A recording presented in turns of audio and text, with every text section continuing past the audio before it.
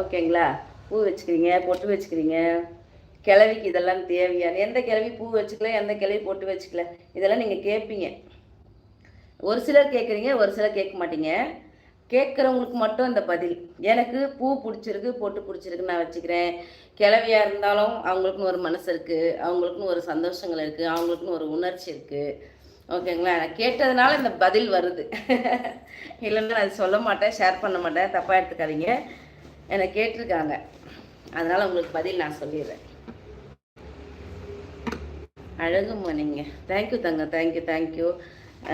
அப்புறம் பார்த்தீங்கன்னா இன்னொன்று கேட்டிருக்காங்க, கிழவிக்கு இதெல்லாம் தேவையான்னு கேட்குறாங்க. என்ன எனக்கு வயசாகிடுச்சு, நாங்கள் என்ஜாய் பண்ணக்கூடாதா?